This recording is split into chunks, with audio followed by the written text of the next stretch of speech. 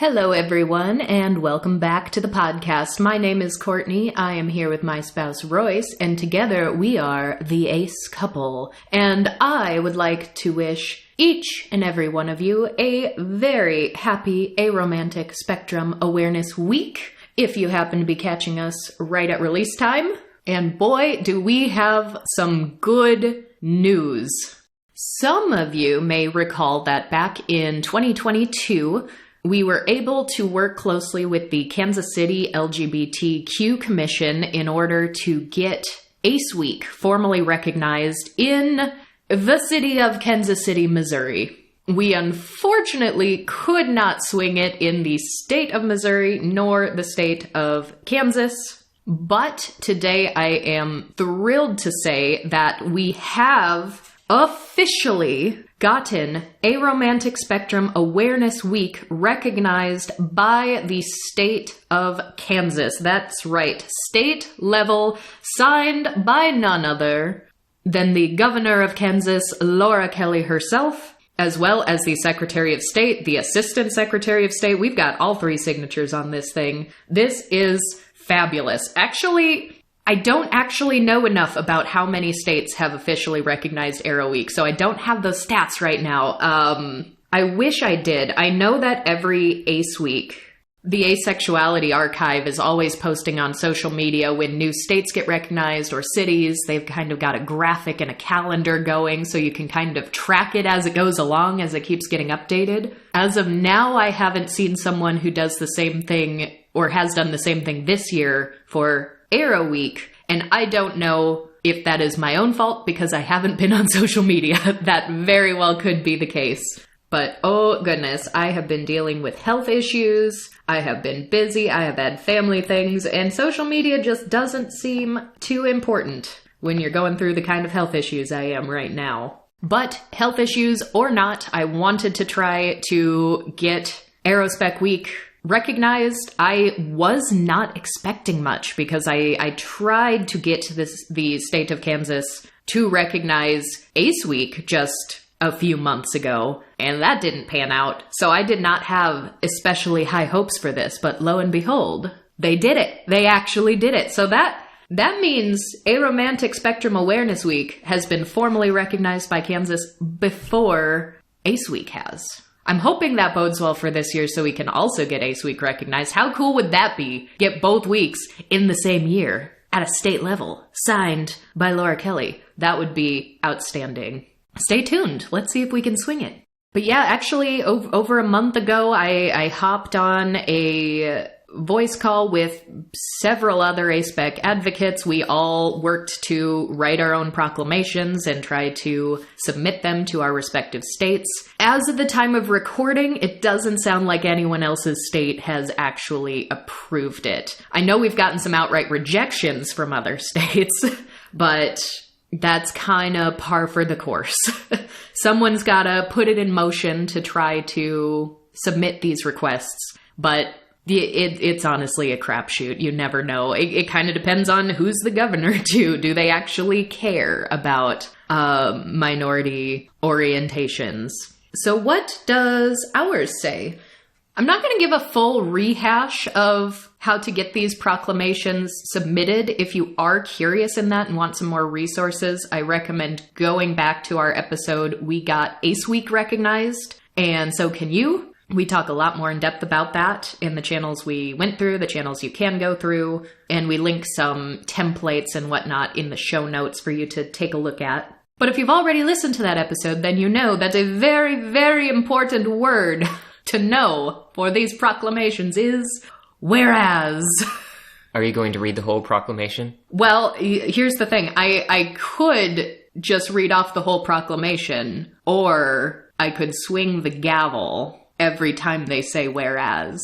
Our gavel has whereas printed on it. I don't think we've talked about this yet. This is fantastic. So our longtime listeners will know that, was it all the way back in episode 1 that I first said I wish I had a gavel? If not episode 1, maybe episode 2. It was early.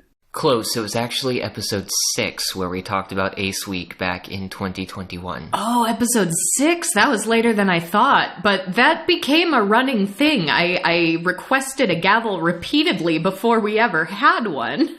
And I think it was our Sheldon episode when Tiger joined us to talk about Big Bang Theory, that the gavel made its first on-screen appearance.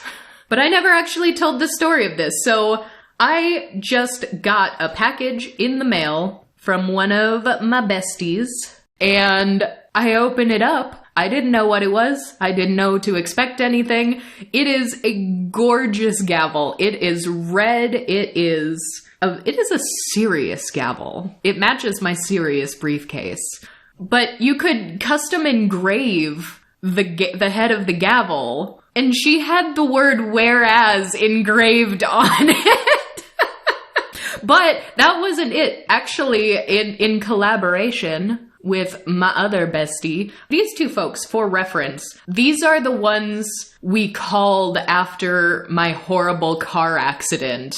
Like, these are the two people back home where it's like, they need to know what's going on. So I got them on speakerphone calling after the accident, telling them how good of care you were taking of me, Royce. That was horrendous grammar.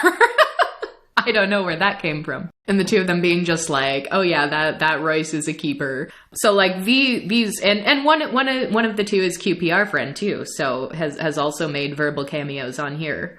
They worked together to actually write a fake proclamation for me using whereas. It was so sweet. It was amazing. Proclamation presenting me a gavel that says whereas on it. So now listeners, you know, every time I swing the gavel, it says whereas. So now I think I need to. Every time I say whereas, I'm gonna swing the gavel. It's right on there. I have no choice. It's out of my hands. So, to the people of Kansas, greetings. Whereas aromanticism is a generally unknown and misunderstood romantic orientation, and whereas people who are aromantic often feel isolated and confused and lack access to resources and support networks, and whereas discovering aromanticism can be an affirming and positive personal experience, and whereas having peers and family know of and understand aromanticism can provide safety, support, and comfort to aromantic people, and whereas Aromantic Spectrum Awareness Week is a way to spread awareness and acceptance of aromantic spectrum identities and the issues faced by the aromantic community, and whereas Kansas is proud of and made stronger by the vast diversity of its residents, now therefore, I, Laura Kelly, Governor of the state of Kansas, do hereby proclaim February 18th through 24th, 2024 as Aromantic Spectrum Awareness Week in the state of Kansas, and I urge all citizens to join in this observation. It's very fancy. Got the seal of the state and everything. Now, here's the thing. So I said I have been dealing with health issues. I have not been very online lately. That's probably not likely to change anytime soon. I might be pretty offline for a while, save for actually posting these episodes. But when I got the email from the office of the governor saying, yes, we have approved this request, this is going to be made official, I thought, well, I should post this online. Let me just log in for the first time in like over a month.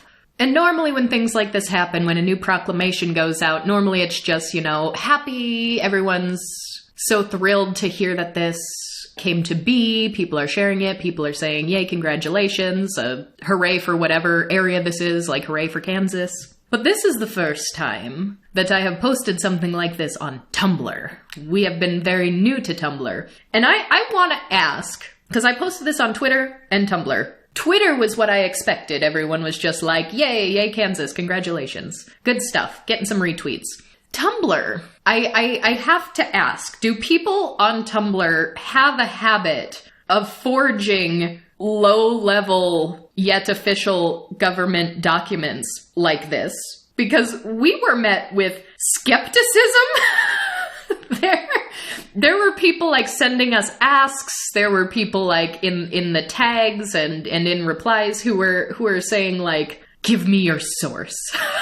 I don't trust it. I haven't seen this on the news. Where did you get this from? And I'm like, you know, I respect a certain amount of skepticism for things you see online, because the fake news is a thing.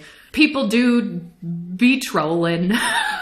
But I was, what a weird thing. If I was going to fake an official government observance of Aromantic Spectrum Awareness Week, why would I just be like, the state of Kansas, Laura Kelly has deemed it to be true?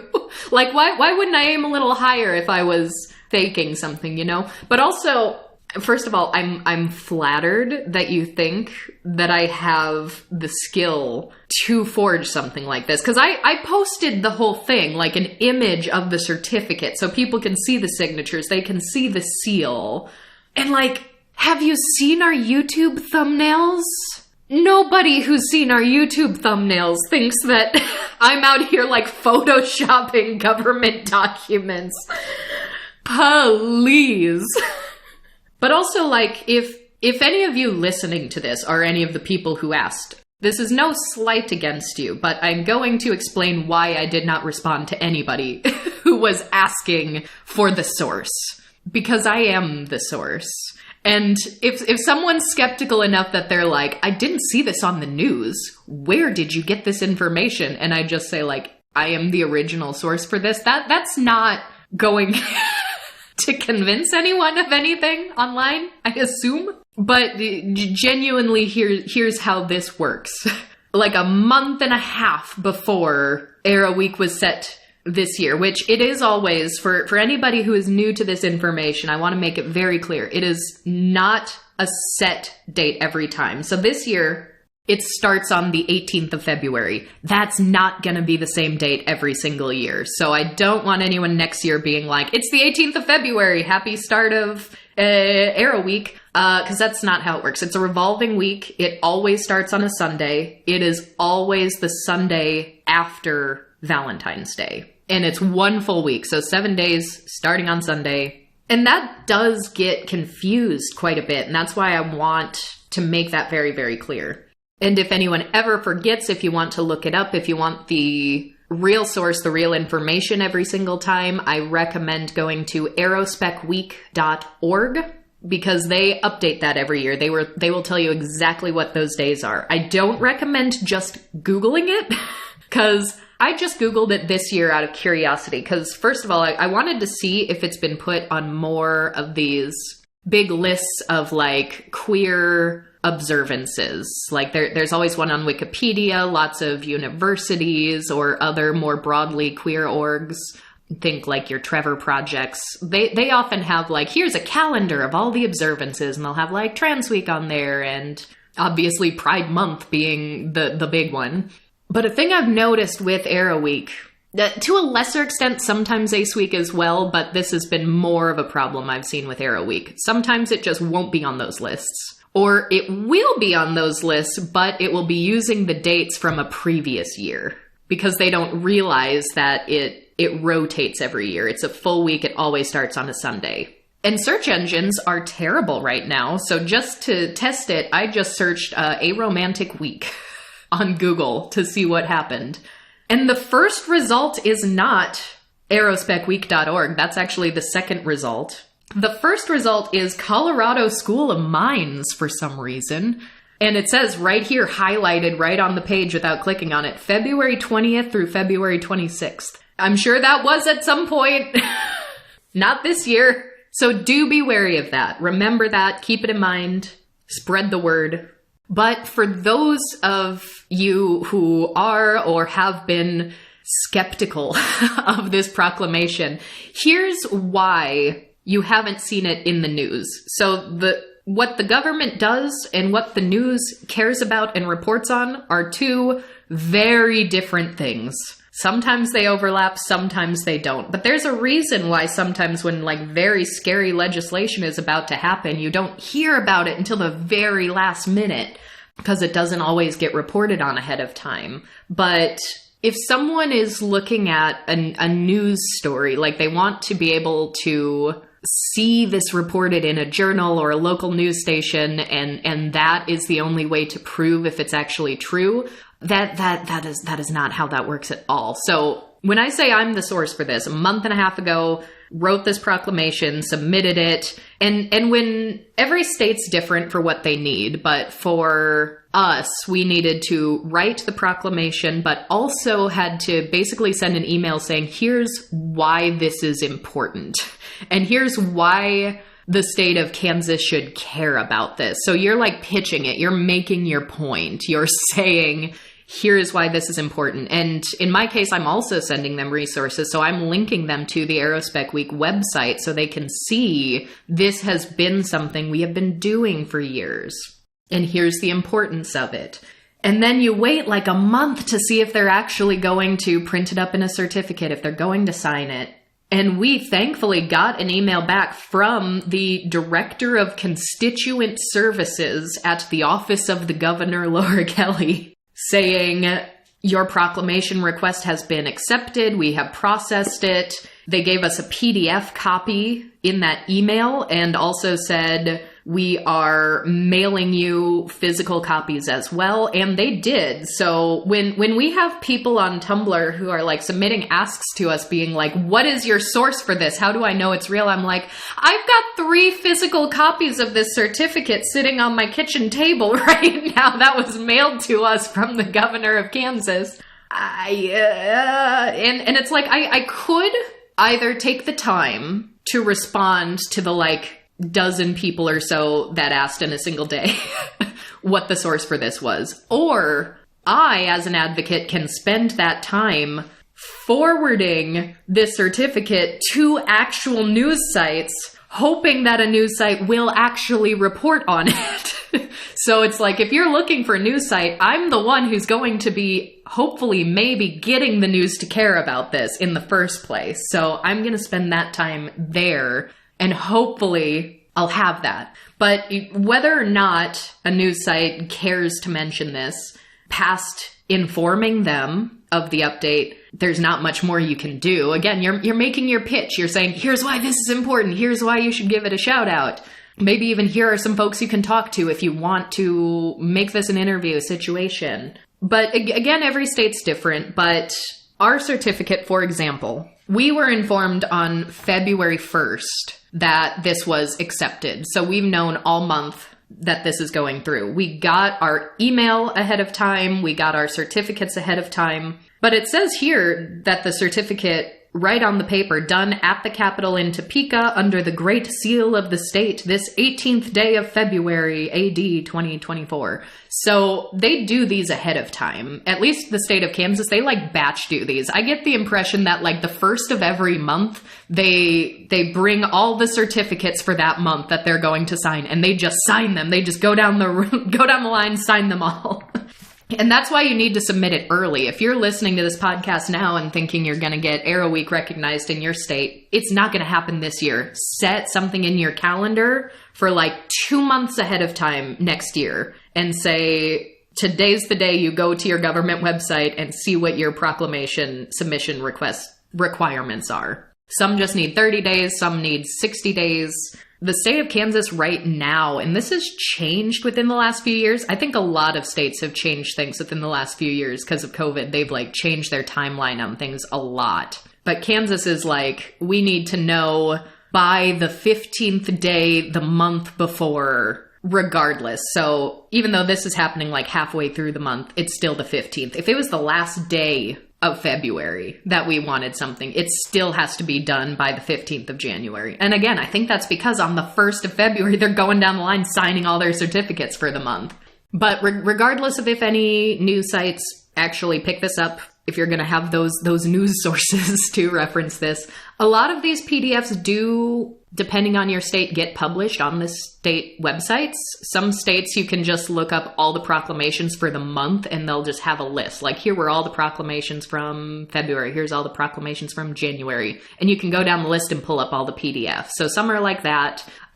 Some will release and publish them on the exact day. So I'm hopeful, but I don't know. It could be that February 18th, there's a little press release from the Office of the Government that says, here's the proclamation that goes into effect today. Even though we signed it long ago and we've already sent out the physical things, this is the day we're making the announcement. So that's always a possibility. Those are still not going to be news sites, so you still have to sort of know where to go to look for some of this information. Okay, so now that the entire state of Kansas is legally required to be aware of aromanticism, let's determine if we are aware of our own, maybe, aromanticism? Is that a good segue? How aware are we of ourselves? That is a more difficult question than it seems at first thought, I feel like. Yes. Because here's the thing. For both of us, asexuality has been the obvious identity that we have held for quite a long time. We both held that identity when we met each other. That was a big reason why we met each other. Aromanticism is more complicated in our case, but we've both had situations over the last decade where we're like, do I identify with this in some sense? In my case, I feel like calling myself aromantic, at least in a more narrow sense, doesn't really feel right. But if I think about my experiences in relationships and what I need out of broader social interaction and personal relationships and things like that, and then I compare that to allo-romantic people, in my experience, that hasn't been quite the same either. So there's probably some kind of in-between there, and it's really difficult for me to break down how much of this is a matter of orientation and how much of this is a difference in how I conduct personal relationships. How much is it a difference in how my manner of neurodivergence manifests and changes how I experience certain emotions in certain relationships, and all of that gets very muddy very quickly and difficult to define. Yes, definitely. And I would say muddy and difficult to define works for me too. But here's what I think makes identifying on the aromantic spectrum, or has historically made it more complicated for me, is because I know some AroAces who are just like, I have no sexual attraction whatsoever. I have no romantic attraction whatsoever. It is all absolutely zero. I don't want a relationship. I don't want sex. I don't want romance. I don't want to date. Nothing. It's all there. And for them, like, saying AroAce is what I am because they're both equally important. They're both equally the same. That makes a lot of sense. For me, my aceness and my aroness are different from each other. My aceness is like, I am the acest I can be. I am over here. Like, I am on the repulse side of things. Like, I don't want any association with sexuality. Romance, however, whether or not it works for me practically and literally, there's some amount of appeal there. And it's hard to define what that appeal is, because is it conditional? Is this like a demi-romantic situation where I can experience romantic attraction, but all the right pieces have to fall in place? It has to be the right person, sort of a thing. Maybe. Is it a gray romantic situation where it's just a gray area? Maybe. Or is it I like the idea of romance, but not the practical implications of it? That also maybe could be a thing, because let's think of all the horrible, like, rom-coms from like the 90s and early 2000s. Like, people will hold up these like big third act romantic gestures as like the pinnacle of romance. And there was absolutely a time in my life where I thought, well, that is romance, that is good, that is something that, like, I want someone to do that for me. But as someone who has been like third act romantic gestured by people before, it's been very unwanted every single time. Every single time. And for a while, it was easy to shrug that off as like, well, it was just from the wrong person. Like, I didn't have feelings for this person, but if the right person did it, it would have been good, right?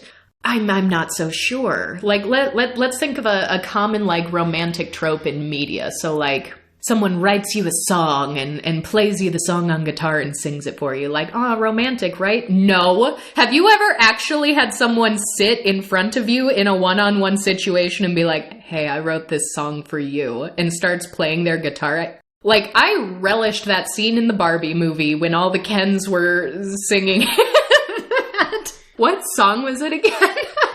That was Push by Matchbox 20. Yes. So, first of all, hilarious song choice. But also, nobody wants that. I mean, so I guess some people do. I guess some people do.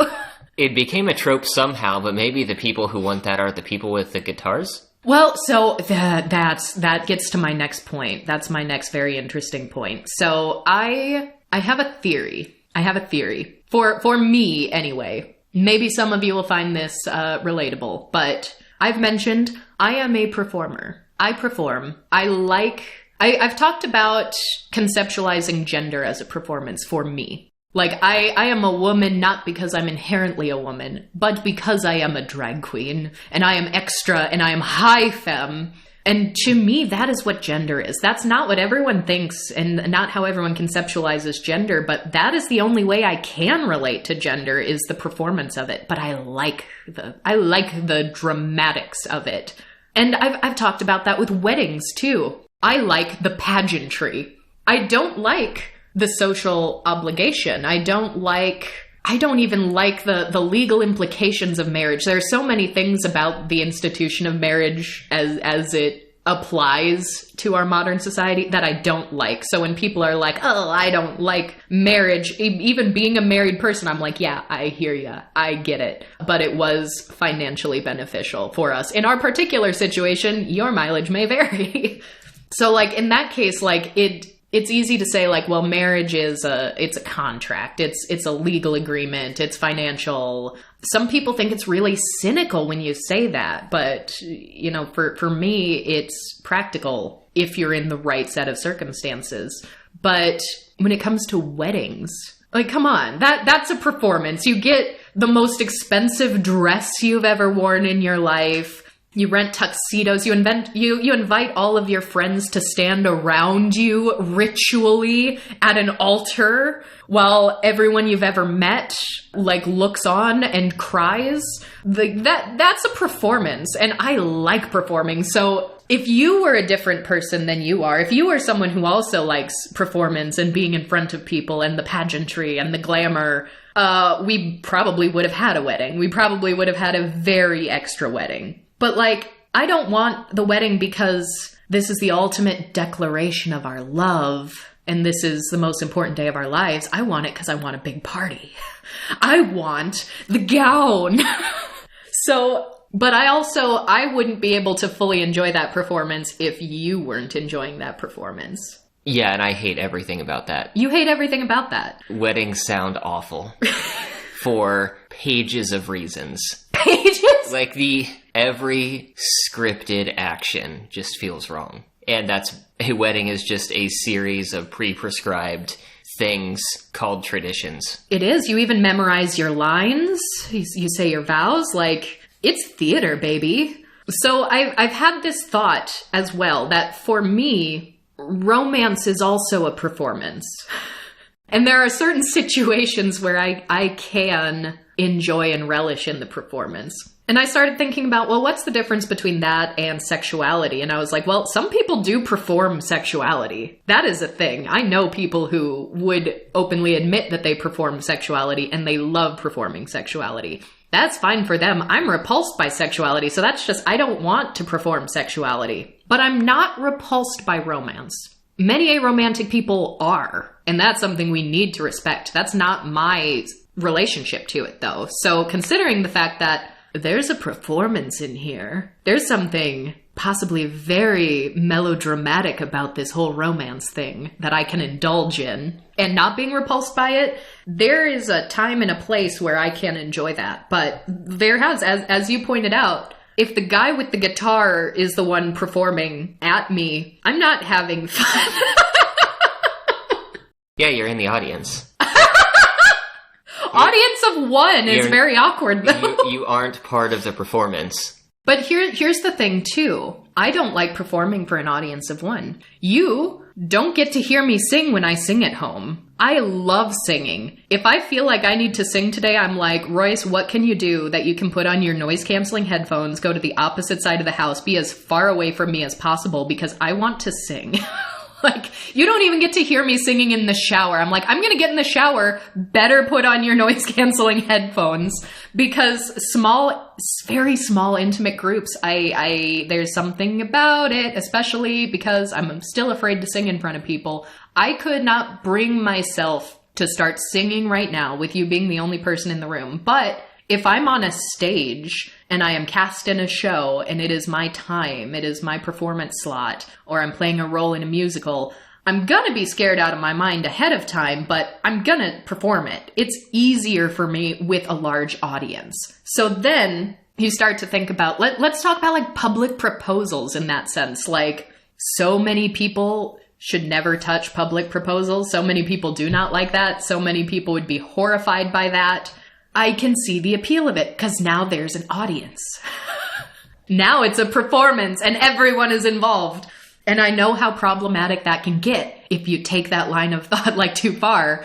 You know, people at that sports game didn't consent to now being just like a spectacle or looking upon your spectacle. Like, some people really like it, some people don't. Everyone has their own preference, but like, there is an element of the performance of romance that I like in the right time and place. In theory, because I've also been someone who's gotten like lengthy declarations of love in like a handwritten letter. Like, I've gotten those. Sounds good in theory, not so much in practice. If you think of almost every like grand romantic trope, I've probably had someone do that to me. And I've never liked it, even though I thought I would. So there's something there. There's something complicated there. But if we flip the script and say, all right, I don't want anyone to perform romance to me. I want to be the one who performs romance. First of all, there's societally and like historically almost some element of masculinity in that. Which again, if we're saying, you know, for me, gender is also a performance. There's something there. Like, I'm not going to perform the toxic elements of masculinity because I hate it. So there's almost like, is being the forthcoming one to give the romantic gestures and to initiate the romance, is that one of the only ways that I can enjoy performing some semblance of masculinity? Maybe. But what are some of the things that I've done or that I enjoy doing? I really like giving gifts. Very timely gifts, very thoughtful gifts, if I can. Doesn't always work out. Learn some hard lessons.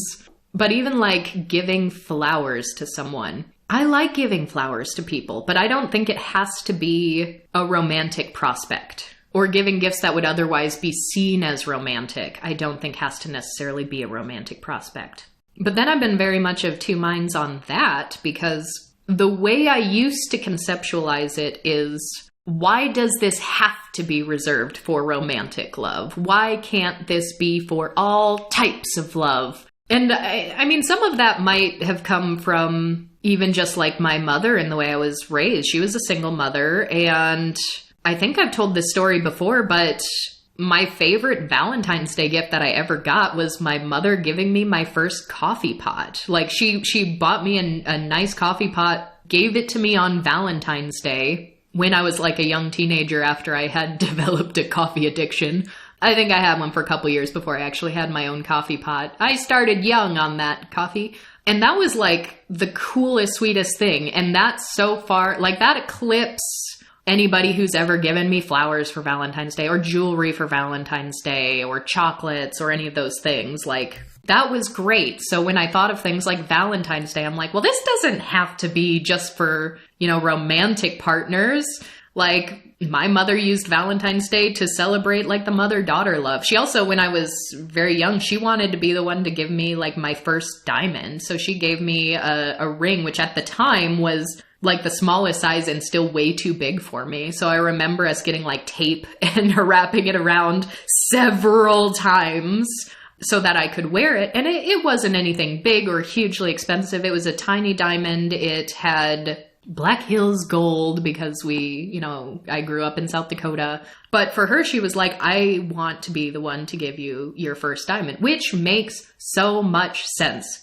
My family has a history of failed relationships. I don't know this for a fact, but like my grandmother was married 3 times. I'm pretty sure we've been married longer than all of my grandmother's marriages combined. And it wasn't until I was older that I found out that like my great-grandfather is not biologically my great-grandfather. That was the second attempt at a, serious adult relationship. And I was like, okay, well, so I think my mother really wanted these gifts, these gestures of affection to not exclusively in my mind be related to romantic love, and that, family love is just as, if not more important. And so these seeds were sown in me early on. So I always kind of had the like, oh, well, why can't I get my friend flowers for Valentine's Day? Or like, my friend just went through a bad breakup, so I'm gonna take her on a date. Like, things like that. And like, it was pretty common for me to, like leave surprise gifts and surprise letters, like for friends and things. But lately I've been challenging my conception of that, because was it truly a refusal and saying like, these things are not only for romantic love, these are not just romantic gestures, these can be for friendship love, family love, any other type of care that you may have for another person? Or was it just that I don't have a natural inclination to have this relationship hierarchy where romantic love is at the height, it's the pinnacle, and it is distinctly different from any other kind of care you can have from other people? Which would bring us to maybe qua-romantic, which I think is very interesting, because qua-romantic is also something that you have been like, sometimes that feels maybe correct. Yeah, there's definitely something in there that I don't know what the word for it or the series of potential words for it are, but there's something in there that isn't a complete absence, but it doesn't seem to be in line with the allo-romantic majority either. Mm-hmm. And it's hard to pinpoint exactly what it is or what it's from. I think I've mentioned in the past that in hindsight, a lot of my early dating was performative in nature. And I think that performing romance, or at least performing during the like meeting and courting phase, was absolutely a thing. Because you go into it with the world telling you this is the way this is supposed to be done. Mm-hmm. And then I've also thought, because I do think there is something distinctly different about our relationship than I have felt in previous relationships. And it's hard to tell where the line is. Is it because I have a brand of demi-romanticism where a condition that needs to be met to actually feel and enjoy and appreciate a romantic relationship to its fullest, I need to not have sexual attraction be a factor in it whatsoever? And so this absolutely, for me, could not be a mixed orientation relationship where I'm with an allosexual person who is attracted to me. And that is one of the conditions that I need to have met before I can feel romance? Maybe. But then there's a question of, is it romance, or is it just a level of comfort I have not been afforded in other relationships? Who knows? Romance is weird. Happy Arrow Week, everybody. Because I also, so we're also a group of aspecs are getting together. We've got a few things going on this week, like aromantic trivia and like aromantic craft night, and everyone's like, let's do aromantic crafts and arts. And I was like, well, my main art form is famously very romantic, though. Like, I make things out of hair. That is Victorian levels of romance drama. Which, a very, very weird thing about that, and maybe I'll talk more at length about this in the future, I have met so many asexual people who have a pre-established interest in Victorian-era romance customs, including hair jewelry, hair art, or Victorian-era mourning customs, wearing the all-black. And a lot of them have been, or at least at the time I met them and had these conversations, did identify as romantic and asexual. And it really got the gears turning because I was like, why am I meeting so many asexual people in this very weird niche community?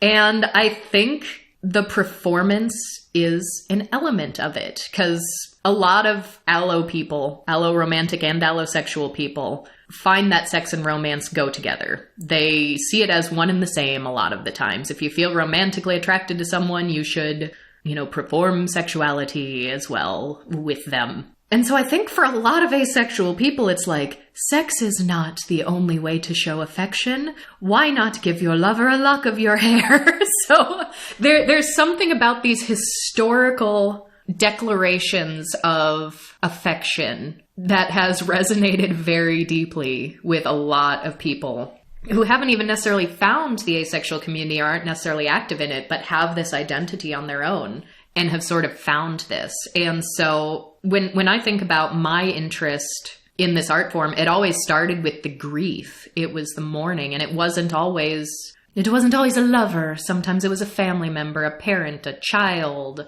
sometimes a spouse. But for me, I found grief to be like a love equalizer. Like if someone you love dies, if someone you love deeply dies, it does not matter if it was a parental affection, if it was a spousal affection. Like to me, and the Victorians would say otherwise. They had their, strict social rules as well that we all would have abhorred at the time, but we can appreciate it now since it's not forced upon us as much. Like they would say, like, yeah, if you're a woman and your spouse died, like you have to be in mourning so much longer than if your friend died or your parent died. Like there was a timeline to it. But for me, I was like, in that moment, if someone you love dies, it doesn't matter how you loved them. The love is just what matters. So I saw grief as like, this is a love equalizer. And I loved that you could have the hair of that loved one as a physical memento, a literal piece of them to hold on to while you're grieving. I found that to be very beautiful. And that was my first love within this art form. But then, of course, the more I studied, the more I researched, it wasn't just for grief. It wasn't just for mourning.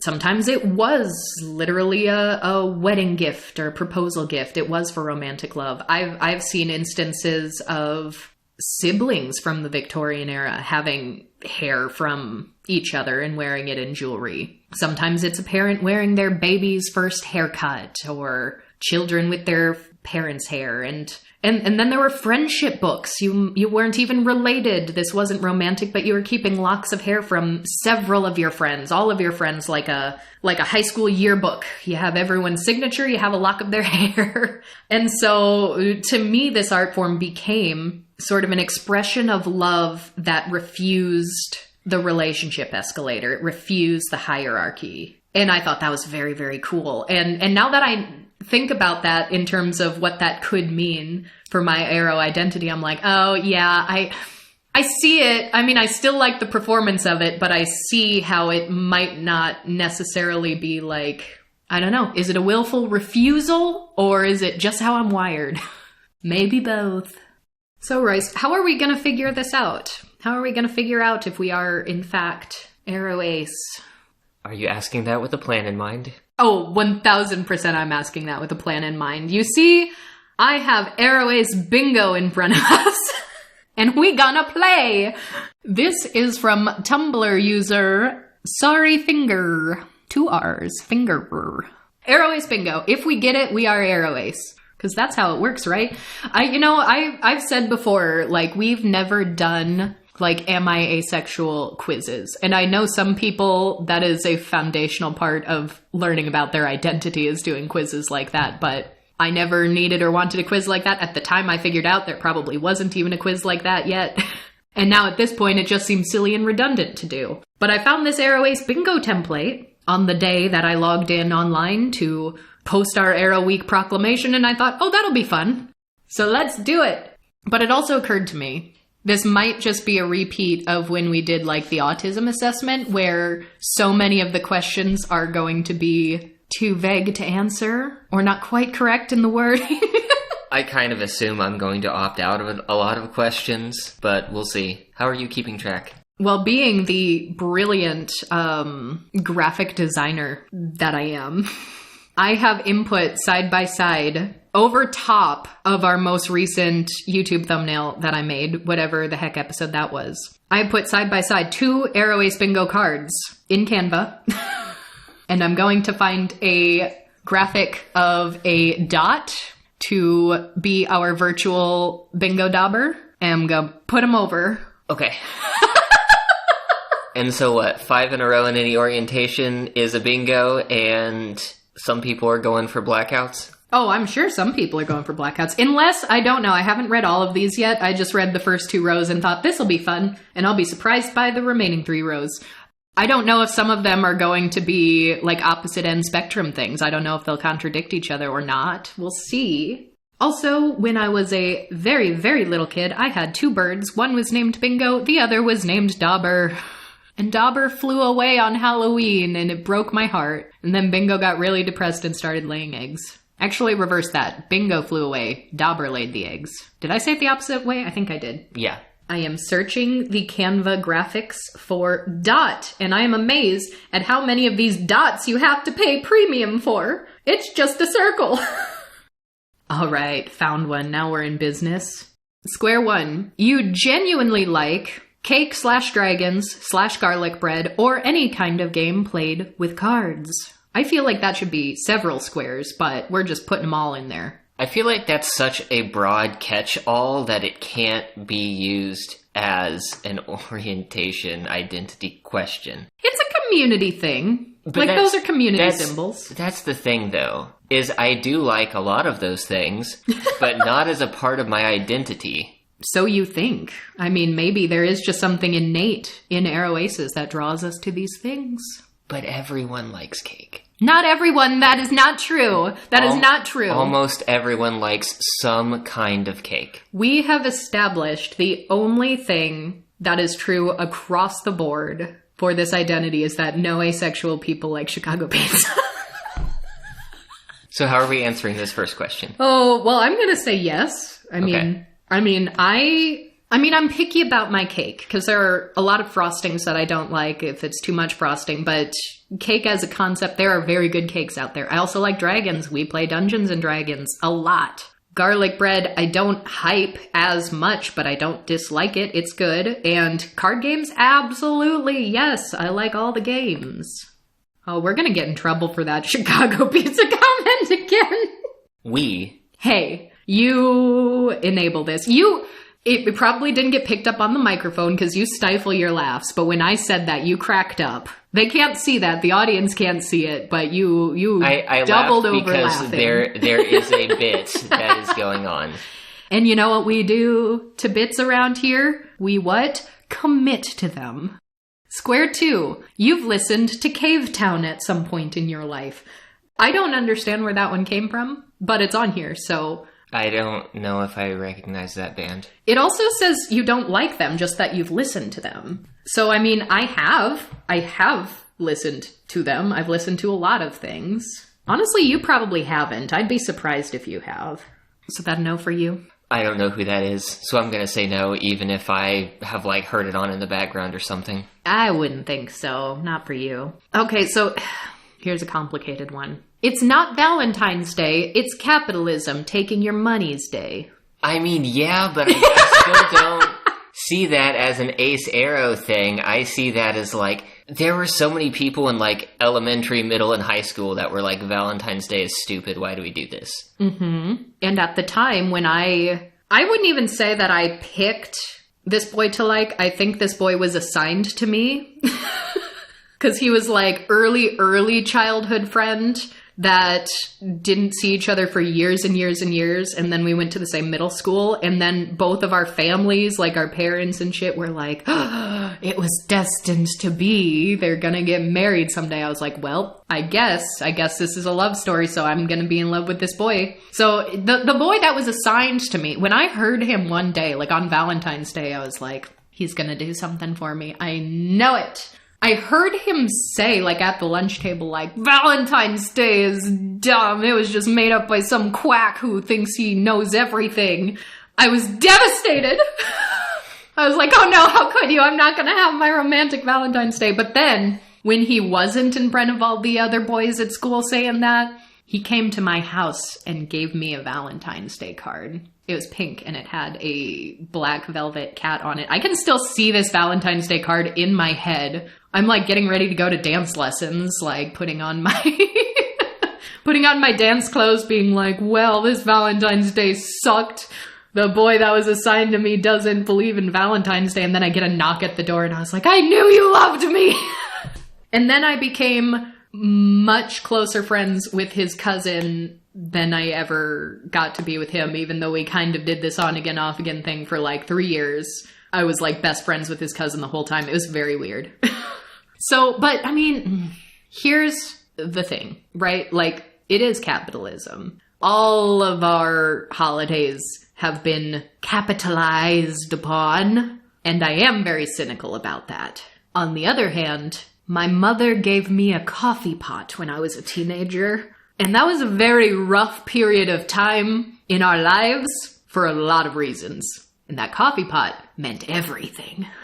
And it was almost the fact that it was such a subversion of your typical Valentine's Day romance. Like, I wasn't waiting for the boy who was assigned to me to bring me a Valentine's Day card, and I think there's a little box of chocolates too. It was like, oh my God, my mom got me a coffee pot. Like, that was so sweet. So there's, can I mark this? Yes, if I believe that capitalism is the enemy, but I also want all the mothers out there to give their daughters a coffee pot for Valentine's Day. And I want the mothers to be the first, if not the only person to give their daughters a diamond ring. Yeah. Yeah. But also, like, have you ever looked up Victorian era, like, vinegar valentines? There are some really good things. We should bring back trolling your Valentine with mean cards. It's kind of hilarious. I've seen Valentine's Day cards from the Victorian era where you literally, like, snip off your mustache and put it on a card and basically say, like, hey, here's your mustache for Valentine's Day. Maybe next time it'll be attached to a real man. Like, that's hilarious. So I'm trying to get at the heart of this question, because if we indulge in the Valentine's Day subversions, is that still indulging in a form of Valentine's Day, or is it refusing Valentine's Day creatively? Yeah, I'm gonna find a dot of a different color to say maybe for me. Okay, I'm saying black for yes, white for maybe. What do you think? Yeah, I have to say yes to that one. Yes. Ooh, actually, I should do a gray for maybe, with my ingenious graphic design skills. You do not understand why living together with the best friend in a small village with cute animals forever is not that common. I mean, I understand why it's not that common, but I don't think it's a bad thing. I think it's a great thing that should be a thing more. That's fair. Even being in a monogamous marriage with you and I living together in a house, I still want my little village. I'm still like, hey, everyone I've ever met, when are you moving to Kansas City? Come here, it's great. Let's make a village. Let's make an neighborhood. Next square, you hate the whole man and women cannot be just friends, parentheses, and same with NBs, aligned to feminine and masculine. Yeah, boo gender roles. Boo gender roles. Yep, that'll be a yes for me. Oh no, these squares are not all the same size, so I can't just copy and paste my dot. I have to resize the dot. This one's a master creator of Aro/Ace headcanons in your favorite book/TV show. No. No. I don't really do that. Yeah, I'm gonna say no for me on that. Heard someone tell you that you just didn't find the right person yet. Probably. Isn't that something like everyone gets told after a breakup, though? Even the allos? I think it's less after breakup and more of... to me, I think this is really common for people who are single and have been single and say that they want to be single. I see, okay. Like, think of someone who's like, I don't want a relationship, and people are like, you just haven't found the right person yet. And I have just not been single long enough in my life to have heard this. I don't think I've ever articulated to someone that I wanted to be single long term, so I don't think I've ever been in this situation. Mm-hmm. And I mean, I have been single for lengthy periods of times, but it wasn't like I was having people tell me to go find a relationship and I was saying, no, I don't want to do that. Mm-hmm. You have a weird obsession with some kind of animal. Example, frogs. I read into varied facts about nature in general. It's not really fixated on one animal, nor would I call it an obsession. It's absolutely a special interest of some kind. You're gonna get a yes for that. You know a lot of things about a lot of animals. I also know a lot of things about a lot of animals. We were also, like, I was a dinosaur prodigy as a very young child. Like, we're gonna say yes on that. Mm-hmm, mm-hmm. Always be afraid that your friends will leave you because of their romantic relationships. No. You don't do friends too much. No. I'm gonna say yes because I even still get that as a married person. Like, oh no, my friend is in a new relationship now. Guess I won't hear from them for a while. Yeah, I feel like sometimes relations can be temporal in nature and don't need to go on forever. And sometimes there's just a point where your lives no longer intersect, and that doesn't really bother me. Hate to think that 99.9% of everything in the world is sexualized/romanticized. I honestly don't actively think about that very often. I mean, that's definitely gonna be a yes from me. I am a person who society has sexualized to hell and back throughout my life, and it has actually caused problems. So yeah, that's a yes for me. Next one, you hate people stereotyping Aro/Ace people as cold and with no feelings. I think I have to say yes to that, but this is another one where hate is a strong word for me to say about much of anything. And like, this isn't something that, again, I often think about. It's more like, I'll see this characterized in media, or I'll read a dumb tweet or something and be like, that's inaccurate. That's a bad stereotype kind of a thing. And then I don't think about it after that. It's a weird one for me. I also think I need to say yes.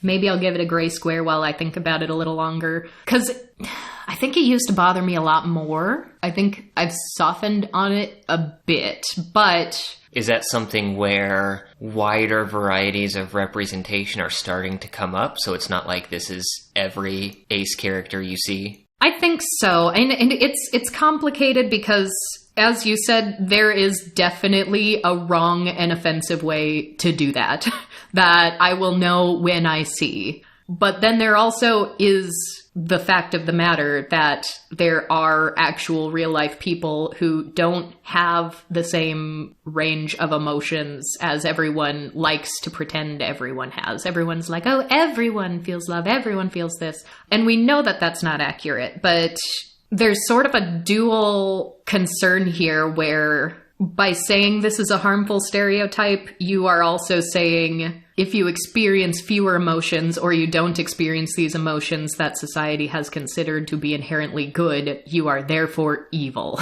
And that can get into really ableist territory. Like, some people might just be pretty apathetic to most things.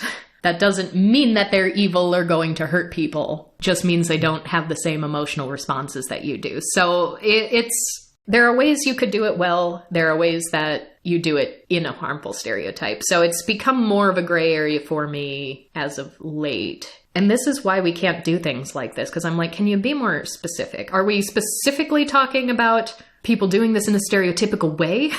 Or are we talking about it in general, as a whole, as a concept, all around? So we'll say yes for you. I'm putting a temporary gray dot. Okay. Not getting it when people flirt with you because you always think they are just being kind. Whoops. That's a no for me on that one. That is a yes for me. Being kind and no getting it when people think you are flirting with them. I think that's another no for me. I feel like a lot of my social interactions have been very clearly one or the other, and that wires haven't been crossed too often. Unless there have just been some cases where I was oblivious and never made aware of it. I mean, that's a possibility. That's going to be a yes for me. People assume flirtations when there are none. You absolutely do not understand why two people would willingly take a shower together because it doesn't make any sense at all in your head. See, this is one where I'm like, but what are you really asking? Because are we literally like you are just showering in the same place, you're both washing yourselves, and this is just a practical saving water kind of a situation? Or are you like, I don't understand the innuendo that taking a shower together inherently means you're having sex? Because those are two different questions for me, I think. I'm going to have to read this as is and think, if the shower is large enough, that can be a convenient thing to just shower together because you both need to do that at the same time instead of waiting for one another. I'm going to... But don't you think that's a pretty ace answer, though? I'm going to intentionally ignore any innuendo because this was not written with that in mind. So you're going to say no? Mm-hmm. If you want more specific answers, be more specific with the questions. I'm going to give that a gray dot for me. Weird obsession with green or purple. No. I mean, I don't think it's weird, but purple's been like my color my entire life. Green, I have a complicated relationship with green. See, I don't have relations with colors. I know. This is why you look like a cartoon character who just has 20 pairs of the same t-shirt and the same pants. I mean, that's partially an anxiety response, but sure. Not caring about colors or not expressing myself through external appearance is part of it. How does that fit in with the long hair and the androgyny conversation we had not too long ago on here? Is that not a form of expression for you? I guess to some degree, I do have, I guess, a certain form that I feel more comfortable in. And, like, long hair isn't just outward presentation. It's how it feels, like, physically. Wearing simple black clothing, it was like... having a variety of different clothing, particularly clothing that had anything illustrated on it or any, words or iconography or anything like that, my brain had trouble keeping up with how things like that could be perceived by everyone around me as I was going about my day. And there is a rejection of... or there is an anxiety around social perception. And so I stopped wearing anything with... really anything on it, which means I had to settle on a solid color, and the color that I chose was black for minor aesthetic reasons. I guess that makes sense, because the things that you are intentional about also have a tactile element, like long hair. Even we've talked about shaving on the podcast before, like shaving things. I do like wearing a purple top hat in public because I like advertising to the world that I am weird. But yeah, green's a complicated one for me, because like my entire childhood, my entire life growing up, like I'd hear, oh, you have olive skin. And while simultaneously like sometimes experiencing racism, especially in the summer when I tan like crazy. But like people would talk about my unique, interesting skin tone as like, you can wear green and other people can't do that. And it's only because of your olive skin that you can wear green. And I don't know where this came from, that a large majority of people, at least during that period of time, didn't think they could wear green. But there was something specific about people with blonde hair and blue eyes who would double down so hard on this, and they would like gush around me. They're like, you're so lucky with skin like that, you can wear green. Me, I can't wear green because, oh, green looks terrible with my beautiful blonde hair. And it's like, okay. There's something here that I don't think either of us understands right now, but it's gonna haunt me when I'm an adult and I'm thinking back on how many times I've had this exact same conversation with people who look exactly like you. But purple, yeah, purple's always been a color for me. At some point, you heard someone tell you that the A in LGBTQIA stands for ally. Not only have I heard people say that years ago, not so much recently, but years ago, people would argue it with me. People would be like, no, A doesn't stand for asexual, like that, it means ally, and it is ahistorical to say otherwise. Okay. You can't be a member of a group and an ally at the same time. That doesn't make sense. I've never been told that in person because I just don't really have those sorts of conversations with people in person who aren't also, I guess, like-minded, but I've absolutely heard that thing just in general. Mm-hmm. So that can be a yes, because you've heard it in general. Yeah, go ahead and mark it yes. My take on this entire bingo is that some of these are too common or too vague. Honestly, that's on us. This is just how our brains are. This is why, this is why I never wanted to do like an Am I Ace quiz even for the podcast, because I feel like it's either going to be too common and too obvious or too vague. You literally cannot understand relationships between allo people. You see it and, okay, all right, but how? Because it is out of this world to you.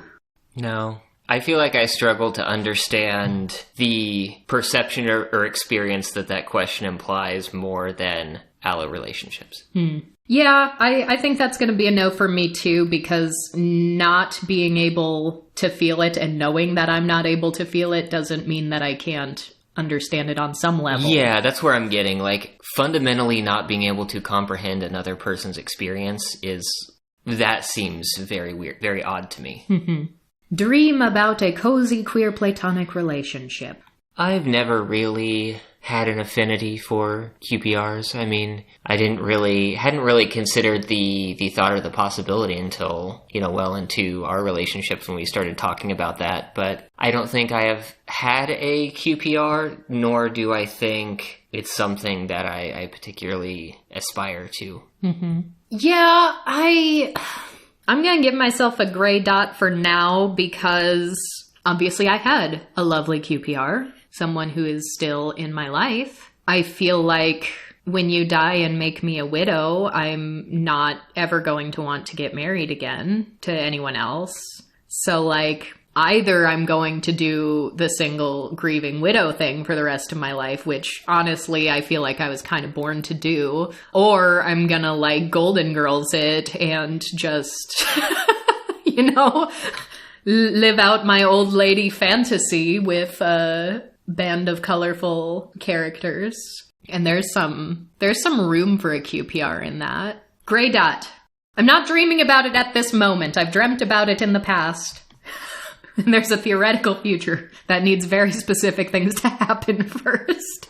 Wishing a favorite fictional character to be your bestie instead of a romantic partner. No, I don't really have that sort of relation to fictional characters. There are characters that I can like in a form of media, as in, I either think they're written well or portrayed well or are interesting characters with interesting personalities and backstories, but that sort of experience is not something I have. Yeah, I don't really either. I don't do a lot of headcanons. I don't do, fictitious relationships like that. And I guess that even applies to the real world. I do not understand parasocial relationships. I know that it's a very common thing that happens to a lot of people. But that's true for me too. I don't... we've talked about celebrity crushes being a complicated thing, and how, I just picked one as a kid when everyone was like, who's your celebrity crush? And it's I never genuinely had one. I also just genuinely, there is not a single celebrity person that I would seek out and try to meet. And I think I've always been like that, because we had an assignment in school once to, write about our hero, and I was like, I don't have a hero. And they're like, everyone has a hero. That's true for me too, yeah. And it was so silly, because they were like, everyone has a hero. You have to dig deep and find who your hero. And I was like, I don't have a hero. I don't. And I needed to write this. I was like, can I have another prompt? And they wouldn't give me one. They're like, no, you have to write about your hero. And so I was like, all right, I guess I have to pick a hero, just like I pick crushes.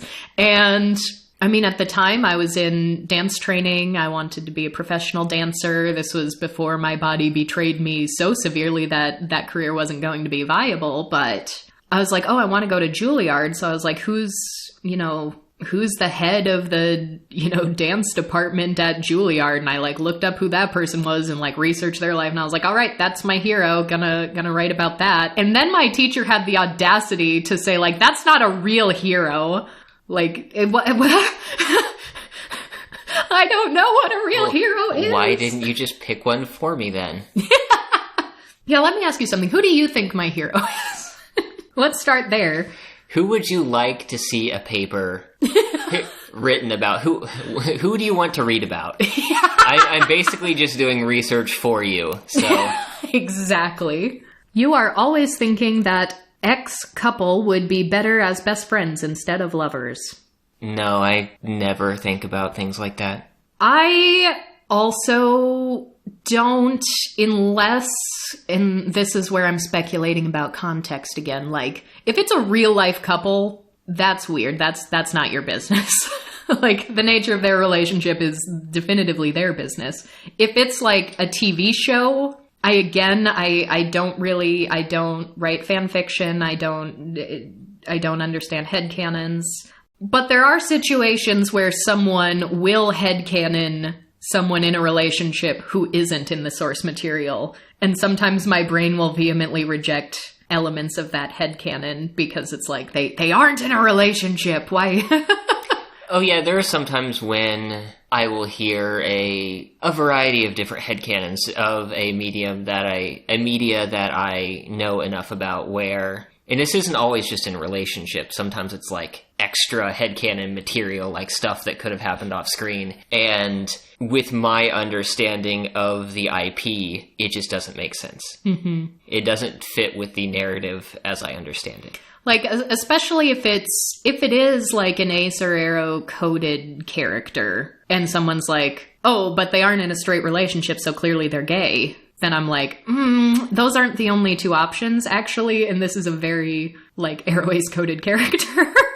Like, think like Elsa from Frozen. Like, was it Sharky's episode that we talked about Elsa? I think so. Where it's like, she's so happy being alone. She is so happy being free. She's like, I can live the rest of my life alone on this mountain in my little ice castle. And everyone's like, she's a lesbian. We should give her a girlfriend. And it's like, there's absolutely no indication that she's interested in anyone. Yeah.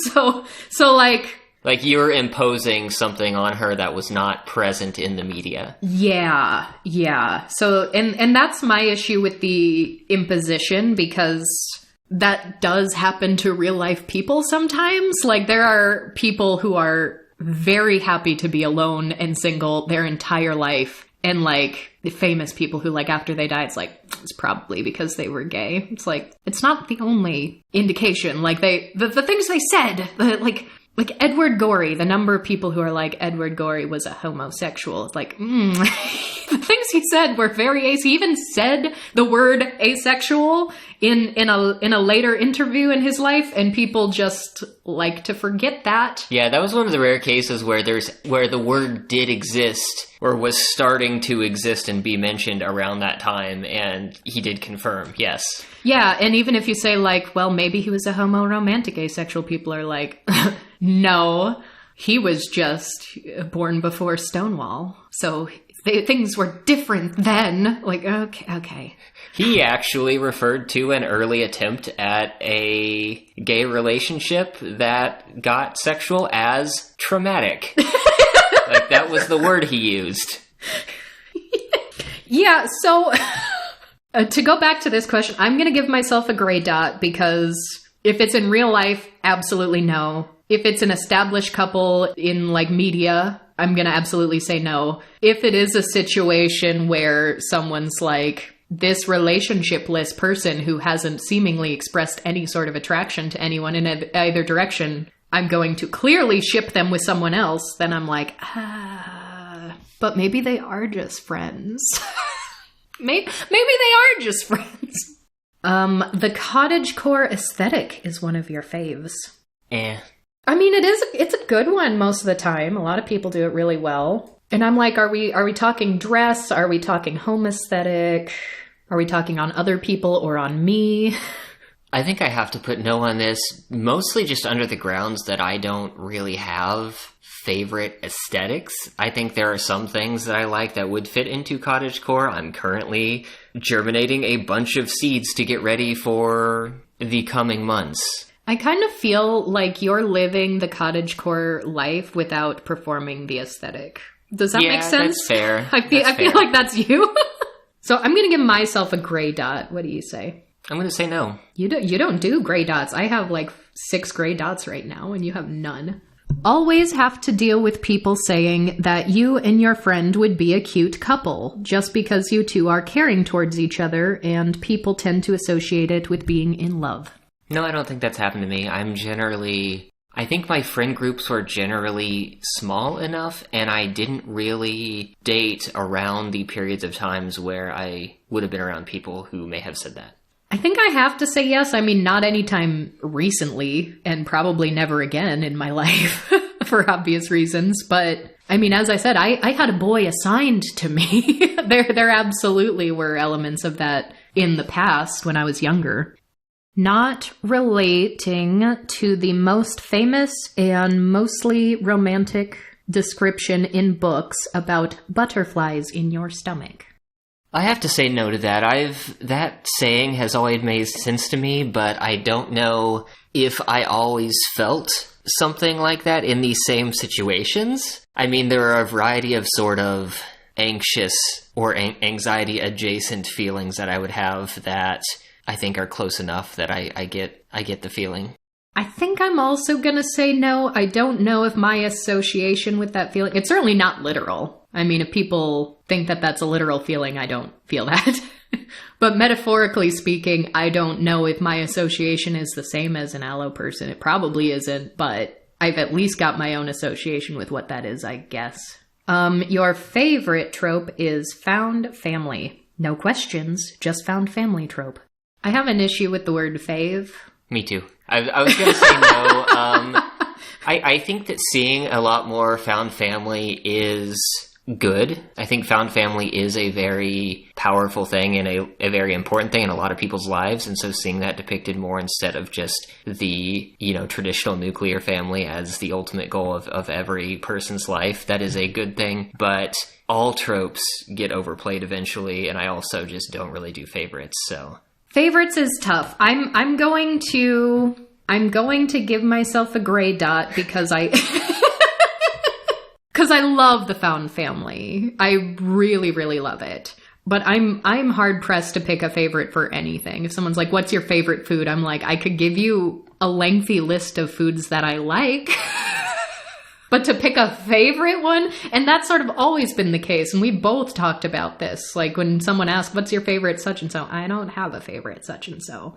In fact, at times in my life, I have also just picked a favorite because I thought it was a good answer rather than it literally being my favorite. Like when people, like during the Disney Renaissance or right immediately after the Disney Renaissance, when people would be like, "What's your favorite Disney character?" That was a question I was asked a lot for some reason. And I got asked that question so much that I was like, well, shoot, I guess I gotta actually get a favorite Disney character. And I was like, what's the most unexpected answer I could come up with? Because, of course, people would be like, oh, this princess or this like main character from this movie or something or another. And I was like, let's pick the most like silly, obscure side character in a movie that no one else would say is their favorite. That's going to be my favorite. And like I rotated a few times. I picked a few different choices, but it's like, I've never had a literal favorite. If someone asks what your favorite character is, I don't have one.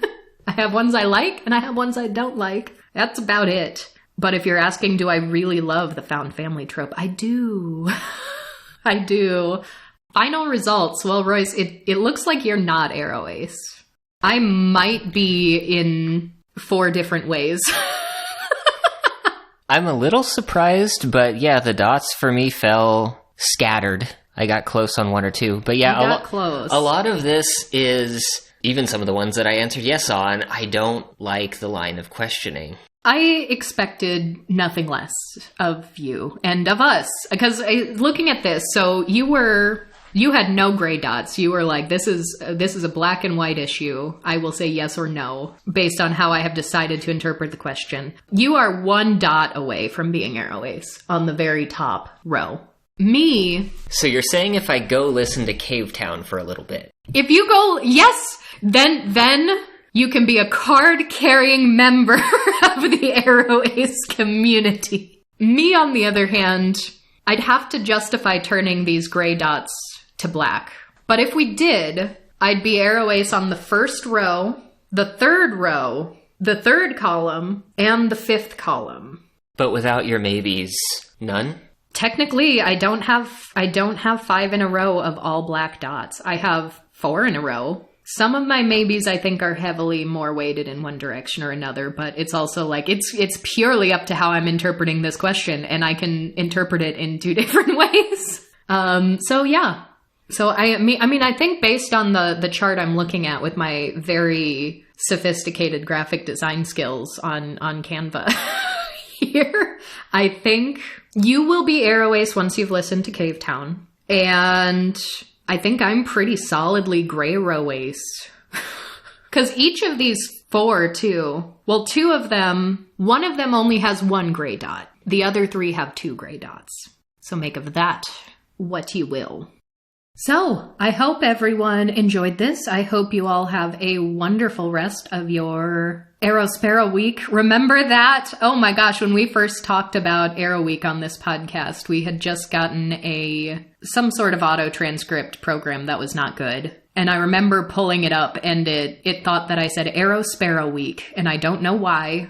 But I think that's what it should be called now. I like Arrow Week. I like arrows and I like sparrows. Happy Arrow Week. It's also Black History Month, so I strongly advise all of you to find a black arrow and pay them money. We had an aromantic black guest judge on RuPaul's Drag Race this month. How iconic is that? That's beautiful. The only way it would have been more iconic is if that episode actually aired during Arrow Week, but it was a couple of weeks ago. And I don't think a lot of people even know this, but La Roche, famous celebrity stylist, has worked with like Celine Dion, more recently Zendaya, like famous in the fashion world, famous amongst celebrities. He's been out as gay for a while, but last year he came out as aromantic. So we had a gay arrow guest judge on RuPaul's Drag Race. And I think that needs to be celebrated more. All right, I suppose that's it for today. Time to sign off. Teach me your ways, Royce. Your oh so sought after and beloved outros. I mean, do you want me to just cut where you said, okay, time to sign off? That would be a thing you would do, isn't it? That's the appropriate place to end. For next time, just, okay, I'm tired. Time to sign off. Whereas, I am tired. Therefore I, Courtney Lane, co-host of the Ace Couple podcast, do hereby sign off.